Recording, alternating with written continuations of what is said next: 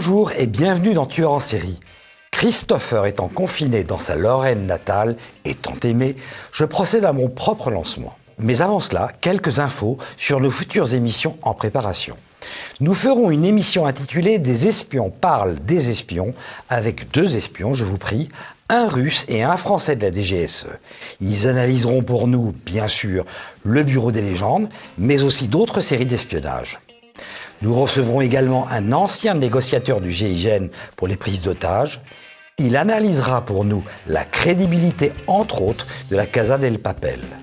Baptiste Marchais, l'homme le plus fort de France, qui est champion d'Europe de développé couché, sera également notre invité. Sa précédente interview sur TVL comptabilise 100 000 vues et 200 000 vues sur Facebook. Pierre Jovanovic devrait revenir pour un compte-rendu sur 2 mini-séries documentaires de Netflix consacrées aux affaires Epstein et DSK. Ça sera du lourd. Papacito nous a donné son accord pour parler de séries d'action. Et je lance un appel. Si un légionnaire nous regarde, dont je ne doute pas, je cherche à entrer en contact avec le major Gérald, qui est instructeur à la Légion étrangère sur les techniques de combat. Je vous propose maintenant de passer à l'actualité des séries avec de bonnes choses et des vraiment très pénibles.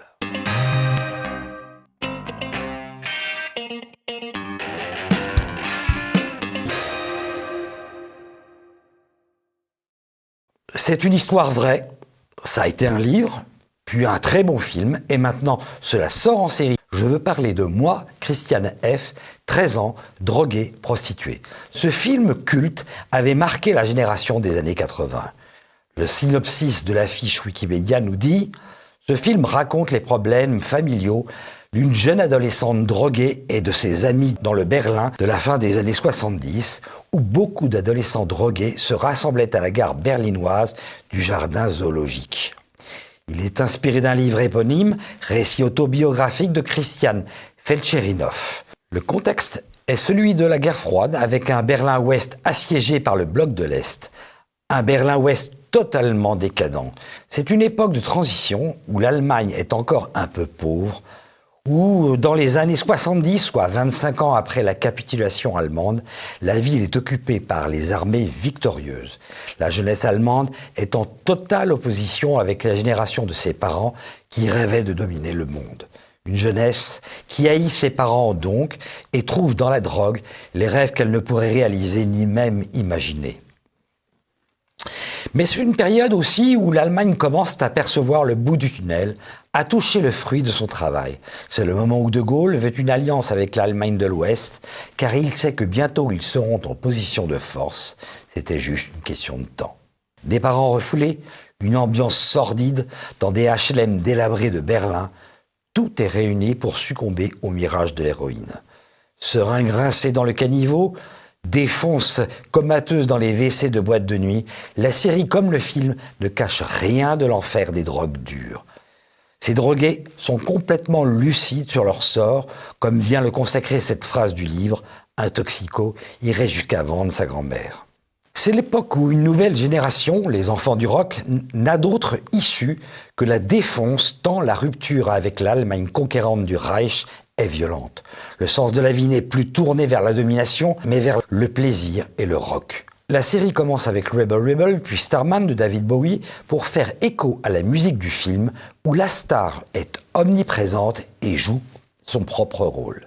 Petite rectification cependant, dans le film, la bande-son tourne autour de l'album Heroes, ce qui est anachronique, puisqu'il est sorti en 1977, soit 7 ans après les faits.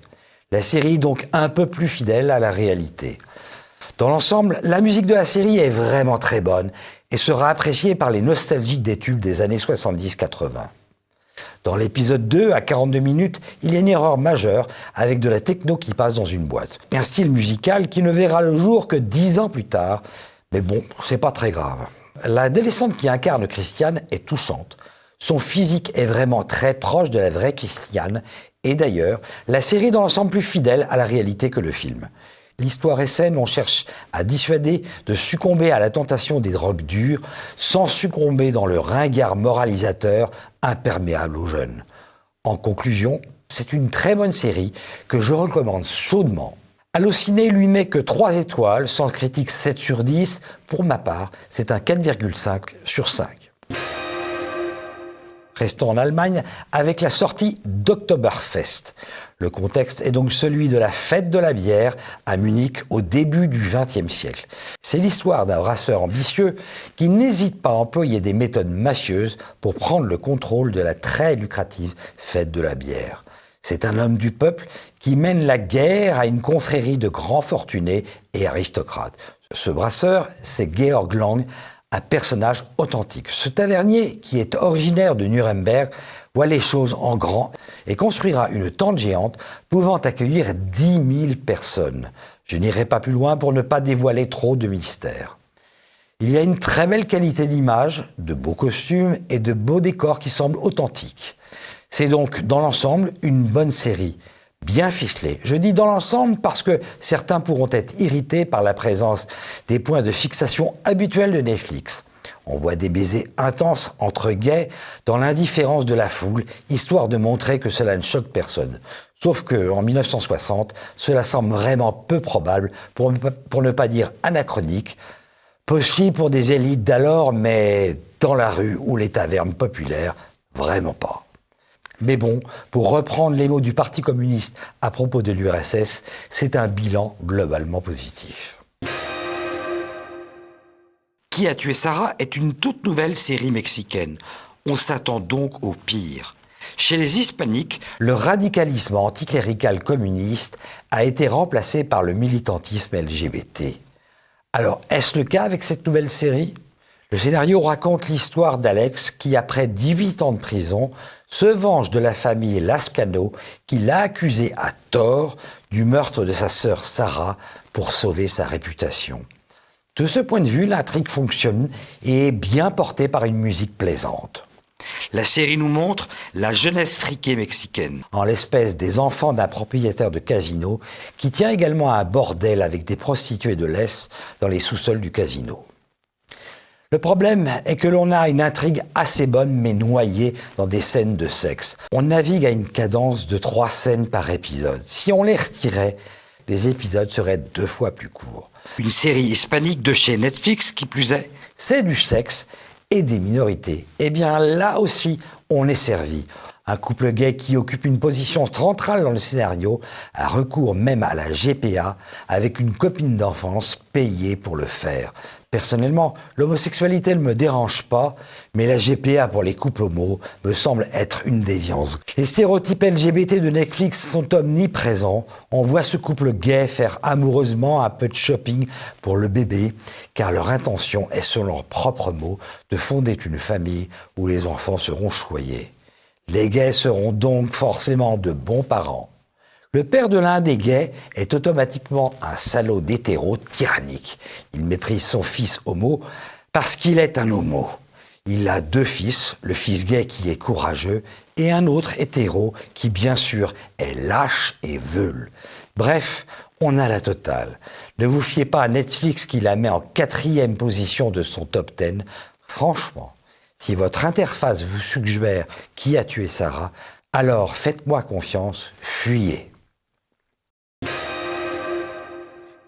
Pour en finir avec les nouvelles séries, je vais vous parler de Tribes of Europa, les tribus d'Europe en français. On peut d'ailleurs se demander si ce n'est pas les Québécois qui ont raison avec leur obsession du français. Cette production allemande a rencontré un certain succès et est notée 3,5 sur 5 par Allociné. Tournée à Prague et dans les forêts tchèques, les décors à taille humaine et les paysages nous semblent familiers. L'esthétique parfois gothique est bien faite. C'est une série dramatique de science-fiction où l'on nous ressort le banal scénario catastrophique de la fin de notre civilisation. J'attends toujours un scénario d'anticipation qui soit positif, sain et enraciné. C'est comme si le futur européen ne pouvait être que tragique. Voici l'intrigue. En 2074, après une catastrophe planétaire, l'Europe est dissoute et est divisée en de nombreux micro-États où des tribus individuelles se battent pour la domination. L'idée n'est pas mauvaise, mais elle est vraiment traitée maladroitement et copiée de manière grossière sur Mad Max, baptisé Bolide Hurlant chez les Québécois. La tribu des origines mène une vie liée à la nature, reculée et paisible. Selon eux, la technologie est responsable de la disparition de l'ancien monde au moment de ce qu'ils appellent le blackout de décembre noir. Les origines sont donc les gentils sauvages. À la Rousseau, ils croient que la forêt les protège. À l'opposé, les Crows sont les méchants. Les Crows sont dirigés par Barbara, qui est une sorte de dominatrice sadomaso. Leur apparence est entièrement pompée sur les bandes de bikers de Mad Max, enfin je veux dire sur les bandes de motards en québécois. Ils pratiquent l'esclavage. Heureusement, il y a la République des Crimsons, qui respecte toutes les identités. Les Crimsons perpétuent les grands projets européens, entendez par là l'Europe de Maastricht. Et puis il y a Moïse, qui est le clone de Max dans Mad Max. Il roule avec un véhicule rafistolé dans lequel il vit. Honnêtement, si vous n'avez pas vu Mad Max, la série peut vous sembler intéressante en dépit des clichés sur les gentils et les méchants. Mais là, c'est tellement emprunté que ça leur devient gênant. Ils ont même copié les combats en cage du film. Quitte à faire, je vous conseille plutôt de voir Mad Max. Outre que ça a été conçu 40 ans avant, c'est mieux fait, moins lourdingue et c'est basé sur un scénario plus crédible, la fin des ressources pétrolières. Je vous dis à bientôt pour un tueur en série avec Christopher. Mettez un pouce bleu, laissez vos commentaires et suggestions et partagez cette vidéo. À bientôt, au revoir.